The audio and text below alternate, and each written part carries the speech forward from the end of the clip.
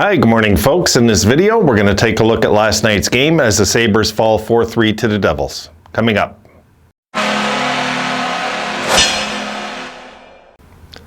Okay, sorry about the late video, guys. I was at a friend's house watching the game, and by the time I got home, just no way I could put it up at 2 in the morning. It's pointless. So I'm going to do it this morning, and I'm going to do the pregame after this one.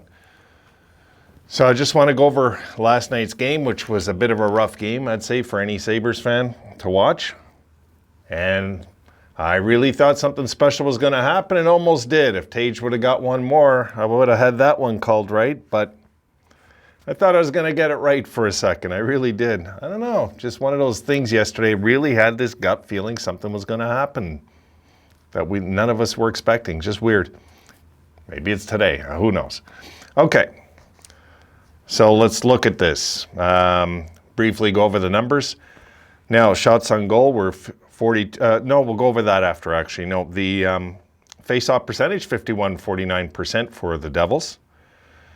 We were 1 for 2 on the penalty kill and 0 for 1 on the power play.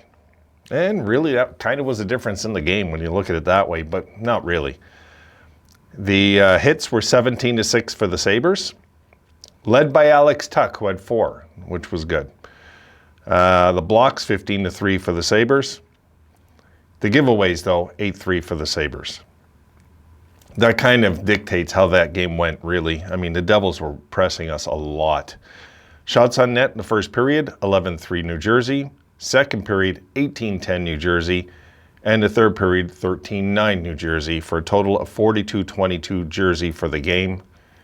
And the truth is, folks, that's the way the game went. The shots on net don't lie in this one. They were the better team all night. They really were.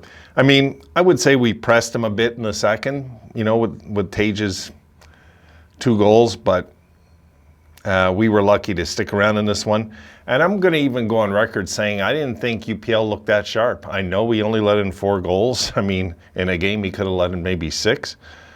But 42 shots, he let in 4 goals. Our goaltending wasn't even that sharp. We had spurts where we looked good in this game.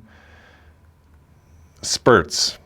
You know, it was a pretty flat effort overall, I thought. The first period, we were sleeping. And turnovers in our zone were still not very good, but it wasn't one of those typical nights where turnover after turnover. You know, it wasn't one of those nights. It wasn't like that. It was just a bad game. They just weren't on it. You know, what were they, 12 days off? So, you know. Yeah, so the good news is Tuch led the way in hits with 4. I believe he had more than all the defensemen, right? Yes, he did. Dahlin had a 2-point night. Tage, of course, came out of his slump and got a few goals. Or his drought, I should say. He's not really slumping, but 10 games? You know, he was due. So overall, guys, no complaints with some of the numbers on here, but the end result, we didn't really deserve any better, really. I mean, I'd be being a hypocrite if I said that the Sabres deserved a better fate in this one. They really got kind of lucky to hang around this one, really. I mean, the Devils were really throwing it around. They were passing well. I wouldn't say they were hitting much, though. They really weren't hitting much, which for a Lindy team surprises me just how non-aggressive they really were physically. I would have expected a bit more from them, but they themselves, actually I should check this, they themselves, guys, were coming into this game in they weren't exactly in the best shape themselves coming in. So, you know, we had a chance to jump on a team that's been struggling, and we let it slip out of our fingers. Kind of how I feel about this one. I'm not really like overly discouraged we lost, but, you know, I kind of was hoping the Sabres would take this game. Yeah, see, they came in their last 9 going 1-7-1, because they're 2-7-1 now, their last 10. So they were at least 1-7-1, their last 9 coming in. And coming into this game on the road, they were 3-8-2 this year. So they had won 3 out of 3-8-1, so 11, 12, 3 out of 13 games they won on the road this year. The Sabres at home, though, coming in, we're 6-8. So, hey, look, it's one of those games, two teams run into each other that are not supposed to make the playoffs, and this is what happens. And Jersey and us, even last year, I thought we were a better team than Jersey last year. And they finished higher than us. But I still thought Jersey was, we seemed to play them good last year, I remember, when we were in the same division. So, hey, look, this is where it's at for now. I mean, the Sabres lost this one. And, sorry, folks, I'm just trying to get out of here. So, there we go. Yeah, so look, they lost this game. And the main thing is we have another game today. I'm going to have to look at that one in the next video. But what I'm happy overall with certain players. Peterka, I thought, played well. No complaints there. Tuck was good. He was good. He didn't get a shot in net, I believe. I don't want to go back and look, but I believe he didn't get a shot in net in the game. But his presence was felt at certain points of the game. But again, he hasn't played in, what, 6 months? What is it? It's like, it's a while. So he hasn't played since here in Montreal when they got eliminated that night. So when the Vegas got eliminated. So it's been a while. And we're coming back off a long layoff. And I'm not going to use that as an excuse today because I thought we really weren't prepared in many areas. In a way, you could feel Granado wasn't behind the bench in that game. Just how it felt for me. But hey, look. 12-day layoff. We got hockey back. We got to see some new faces. We're going to see them again tonight, which is really going to be, it's going to be good to see. This is a good back-to-back because we'll have our legs back by tonight, I figure. And the Islanders, okay, the Islanders, let's not forget, we're going into their new home building, right? Now, let me just check something while I got the page open. Now, the Islanders at home are 2-5-3. Folks, they've won 2 out of 10 games at home. We're going to talk about that in the next video anyway. So look, we're in that game tonight. Let's go in there. Let's just try to bounce back. That's it. We'll just try to bounce back in this game. It was a frustrating game last night. It was.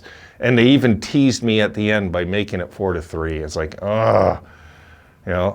But one thing I will say in closing of this video, because I don't want to drag it out, if it was last year, and you guys remember the nightmare last year was when we were down 2-0 in a game. We knew it was lights out for the night.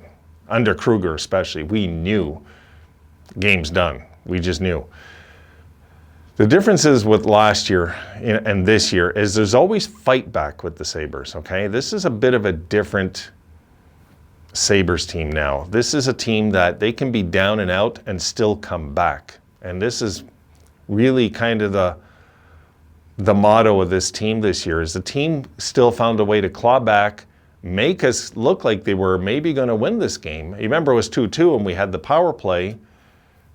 It looked good for a while. And we were kind of lucky.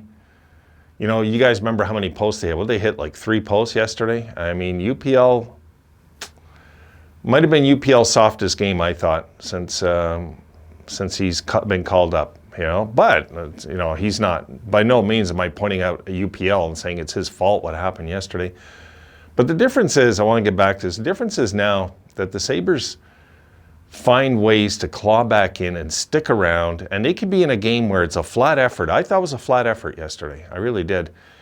But we could be in a game like that where the effort is like not 100%, and we're still in this game right to the very end. And that's different. That's one different thing I'm taking from this yesterday because I wasn't very impressed with this effort at all. But I was impressed with the fact that no matter what, we could stick around right to the end in this one also, And I even have my hopes up. We just might get this in overtime. And Tage might have a chance to make my prediction right that something special was going to happen that didn't happen, which would have been to get a hat trick. It would have been kind of exciting for all of us to see that. I don't know, guys. That's what I take from it anyway. There was a lot of things about this that frustrated the hell out of me. But in the end, I got to see a game right to the very end where the Sabres were in it. So it's kind of weird. It's kind of one of those weird nights where we had no business being in this game. We just stuck around. for me, that's not such a bad thing. And hopefully we're going to get to see a lot of that in the years to come, not just last night. In the years to come, where there's games where we're just not playing that great, but we're in it right to the end every time, you know? So, I don't know, guys. That's my morning take. I'm half awake. Sorry again for yesterday. There was just no way. By the time I got home, it was after midnight and everything. There was just no way, so. And there's no way I can film there. I can check on his computer there, but I can't, you know. Can't say, okay, gotta leave. Thanks for the evening. I gotta run out of here and go make a video. It's kind of rude too, so. All right, folks, I'll see you in the next video. We will discuss the game today. See you in that one.